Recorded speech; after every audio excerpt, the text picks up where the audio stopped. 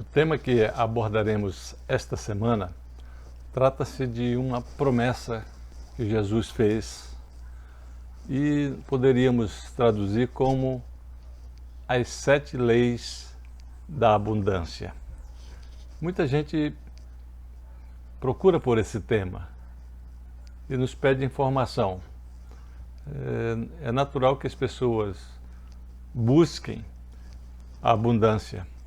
Afinal, Jesus falou lá no livro de João, capítulo 10, versículo 10, eu vim para que tenham vida e a tenham com abundância.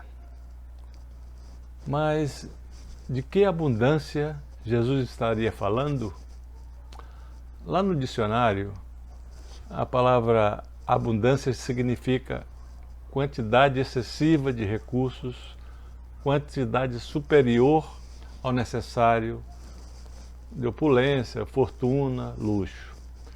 Mas Jesus não falou só sobre isso, ele falou da abundância espiritual e física.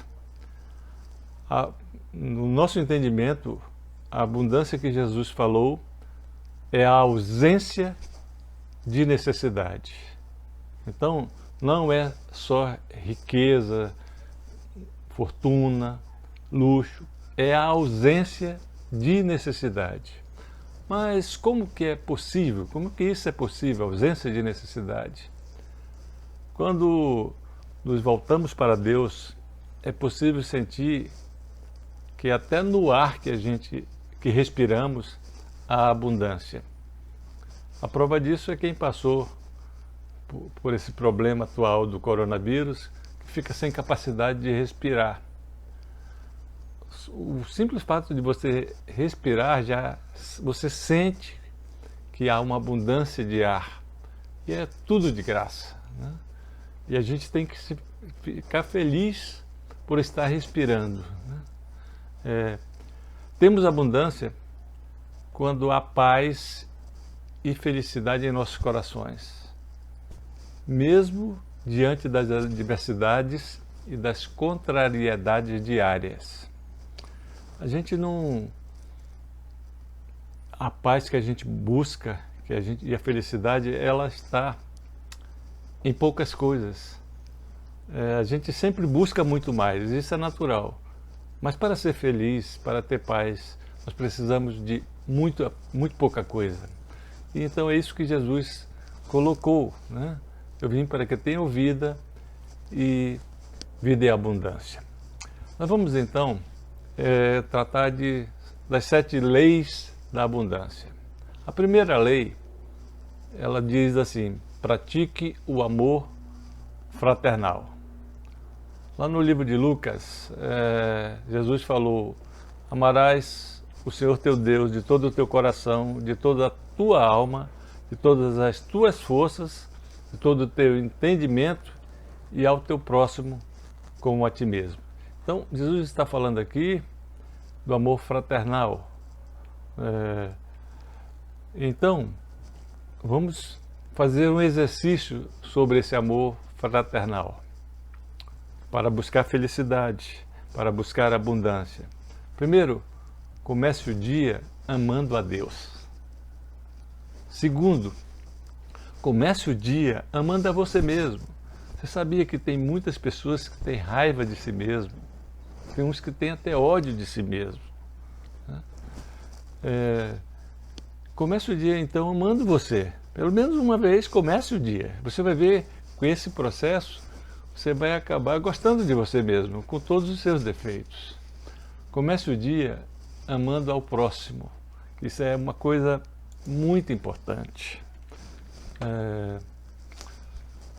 Depois que você fizer essa reflexão de amar a Deus, amar a você mesmo e amar ao próximo, escolha algumas pessoas que você tem raiva e faça um propósito de amor por ele. Você vai ver como as coisas vão mudar.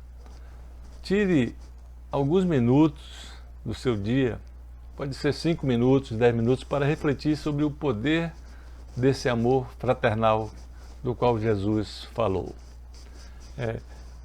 Tire também, de vez em quando, alguns minutos de férias, que a gente chama de ócio criativo. É não fazer nada mesmo. E aí você aproveita para observar a natureza e você vai enxergar que há muita coisa bela do seu lado que lhe traz a paz e abundâncias. Às vezes é o voo de um pássaro, é uma folha que cai. Você pensa, você não dá valor a isso normalmente, mas essas coisas trazem paz e trazem felicidade. Também você poderia formular propósitos bons para o dia, tendo como pano de fundo esse amor fraternal. Se a gente começa o dia desejando mal aos outros, tudo que a gente deseja de mal volta para a gente. Se a gente não se ama, quem vai amar a nós mesmos? Se a gente não ama a Deus, a gente perde o direito de utilizar os meios que Ele nos ofereceu gratuitamente. A segunda lei, ela se refere ao temor a Deus. Lá no livro de Provérbios, capítulo 9, versículo 10, é dito o seguinte: o temor do Senhor é o princípio da sabedoria, e a ciência do santo, a prudência. O que a gente pode tirar dessa lição do livro de Provérbios, do temor a Deus? O que teme a Deus é cauteloso, pensa antes de agir, não sai atropelando as coisas, na primeira conversa que aparece, vai acreditando. Ele pensa, tem que ser cauteloso. O mundo está cheio de ataques todas as horas, pela internet, nos negócios, principalmente pela internet. Não caia na conversa muito rápida. Seja cauteloso, pesquise, investigue. Isso é temer a Deus.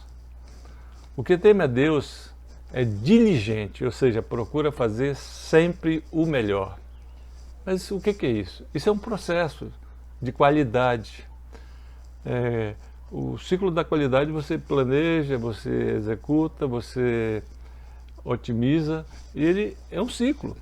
Então, se você procura, cada vez que você for fazer uma coisa, vamos supor aqui o exemplo, vamos fazer uma mensagem. Agora eu vou fazer a melhor mensagem que eu puder. Se você começa nesse processo, daqui a pouco você está fazendo umas mensagens perfeitas. Você que não sabe cozinhar, vai lá para a cozinha e tenta fazer um pão. Com o tempo, você querendo fazer sempre o melhor pão, você vai ter o melhor pão. Isso é ser diligente, ou seja, procurar fazer sempre o melhor. O terceiro ponto aqui é: o que teme a Deus é sábio. Ele dá um passo para trás antes de se atirar em qualquer empreitada. Então o temor a Deus, ele nos protege, né? É o que está escrito no livro de Salmos, lá no capítulo 25, versículo 14. Lá fala o seguinte: o segredo do Senhor é para os que o temem, e Ele lhes fará saber o seu conserto. Ou seja, o Senhor reserva o melhor para aqueles que o temem. Esse é o fundamento da segunda lei da abundância, que é o temor a Deus. Temor a Deus não é ficar tremendo de medo dele, não é ter medo, muito pelo contrário. Esse temor é ser cauteloso, ser diligente no seu dia a dia. Ser sábio, dar um passo de cada vez, não dar um passo maior que a perna. Isso é ter temor a Deus. A terceira lei é ter desprendimento. Lá no livro de Provérbios também, no capítulo 10, versículos 4 a 5, diz assim: as mãos preguiçosas empobrecem o homem. Porém, as mãos diligentes lhe trazem riquezas. E ele faz a colheita, aquele que faz a colheita no verão é filho sensato. Mas aquele que dorme durante a ceifa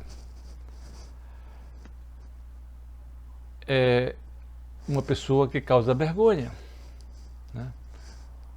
Olha, saiba que todo preguiçoso que não tem desprendimento, ele quer tirar vantagem de tudo, né? Mas saiba que a vantagem do preguiçoso, ela existe, mas ela é momentânea e não dura muito. O preguiçoso pensa que engana os outros, mas na verdade está enganando a si próprio. Por isso, o preguiçoso nunca prospera verdadeiramente. Ele tem sim uma prosperidade com o engano, mas logo um pouco mais à frente ele tropeça e cai nas próprias armadilhas que ele coloca. São tantas coisas que ele coloca para iludir as pessoas que ele acaba caindo nas suas próprias armadilhas. Então o desprendimento é você buscar, você sair dessa mesmice, deixar de ser preguiçoso. A quarta lei da abundância, ela é muito interessante, mas pouca gente faz isso, por isso não prospera. É ter um coração agradecido.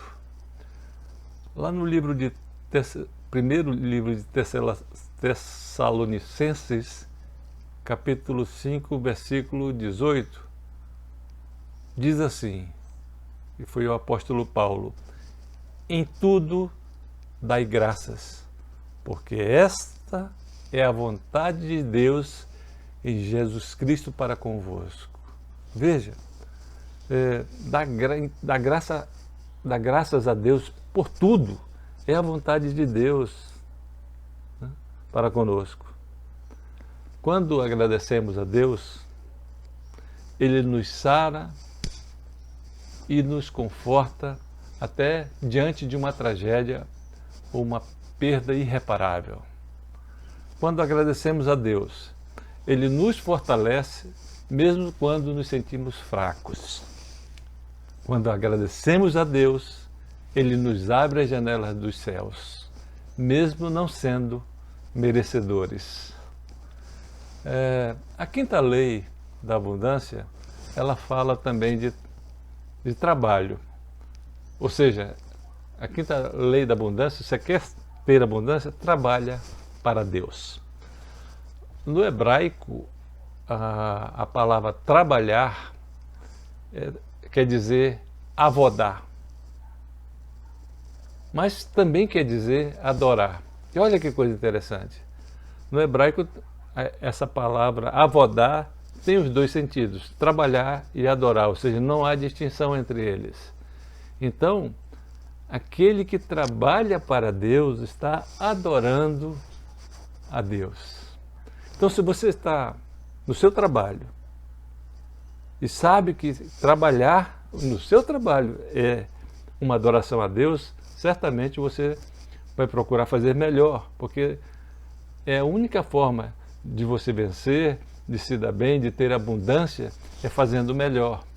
E para Deus sempre temos que fazer o melhor. Ou seja, quando trabalhamos, nós estamos adorando. Você aí no seu trabalho, está lá no balcão atendendo uma pessoa, você não está vendendo, você está adorando a Deus. Então, não coloque nesse processo de adoração coisas ruins, engano, por exemplo. Você que está prestando um serviço médico, você não está tratando o paciente, você está trabalhando para Deus. Então procure fazer o melhor, não só para aquela pessoa. Faça para Deus e Deus fará para aquela pessoa.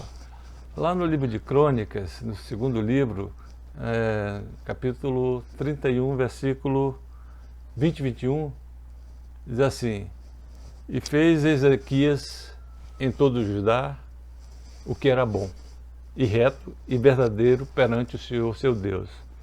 E em toda a obra que começou, no serviço da casa de Deus, e na lei e nos mandamentos para buscar a seu Senhor, a seu Deus, com todo o coração o fez e assim prosperou.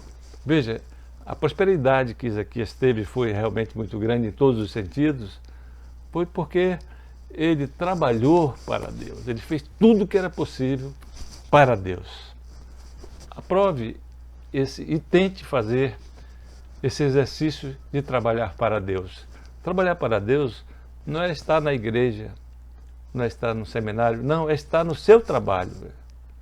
Na sua casa você está cozinhando, está preparando uma comida, você não está trabalhando, você está adorando a Deus. Então, se você faz uma comida mal feita, qual o resultado disso? Não é? Você está adorando a quem? Se a palavra no hebraico, avodar, é trabalhar e adorar, quando você faz mal feito, você está adorando a Satanás. Por isso não prospera. Ainda sobre essa quinta lei da abundância, que é trabalhar para Deus, olha lá o que Deus fala em Deuteronômio, capítulo 28, versículos 7 e 8. Assim, o Senhor entregará os teus inimigos que se levantarem contra ti, feridos diante de ti, por um caminho sairão, mas longe de ti, mas por 7 caminhos fugirão diante de ti. O Senhor manda que a bênção esteja contigo nos teus celeiros, em tudo que puseres a tua mão, e te abençoe na terra que te der o Senhor teu Deus. Então, trabalhe para Deus, porque Ele entregará os inimigos na nossa mão, Ele nos dará as bênçãos. É essa a recompensa que a gente espera, e nós não podemos ser hipócritas. Nós trabalhamos e queremos resultados, e Deus não fica devendo nada para ninguém. Então, você quer trabalhar para Deus? Faça o seu serviço, da sua profissão, o melhor. Se você é um professor, dê a melhor aula. Se você é aluno, estude da melhor maneira possível. Faça sempre o melhor. Trabalhe com amor. Faça para Deus e não para os homens. E aí você vai ter abundância, vai ter paz. Você vai sentir felicidade nas coisas mais simples que você acha que está fazendo. Você está varrendo uma casa, lavando um banheiro. Você está adorando a Deus. Quando você pensar isso, você vai deixar esse banheiro perfeito, que as pessoas vão sentir a presença de Deus ali. A sexta profecia, na verdade, a sexta lei da abundância, ele fala de profetizar. Lá no hebraico, a palavra profetizar, ela é traduzida como davar, mas quer dizer também profetizar e falar. Então, no hebraico, sempre as palavras têm 2 ou mais significados. No caso, davar quer dizer falar, mas também quer dizer profetizar. Então, a gente tem que tomar cuidado com o que fala, porque ao falar, nós estamos profetizando. Se você fala as coisas ruins sobre você, sobre a sua vida, você vai receber essas coisas, porque a sua palavra tem poder e você está profetizando. Se você fala mal sobre o seu filho, você não presta para nada, você está profetizando. E daqui a pouco o rapaz não serve para nada, e como é que fica? Você profetizou. Lá no livro de Números, capítulo 12, versículo 6, fala assim: e disse, ouvi agora as minhas palavras, se entre vós houver profeta, eu, o Senhor, em visão, a ele me farei conhecer. Eu mesmo falarei com ele. Ou seja, Deus sabe que ao falarmos, ao profetizar, estaremos profetizando. E todos nós temos essa capacidade de falar, nós somos profetas. E lá no livro de Crônicas, segundo livro ainda, capítulo 20, versículo 20 diz assim: crede no Senhor vosso Deus, estareis seguros. Crede nos seus profetas e prosperareis. Quem são esses profetas? Somos nós. Então, para que haja prosperidade, que haja abundância, que haja paz, profetize o melhor para você mesmo. Profetize o melhor para a sua família.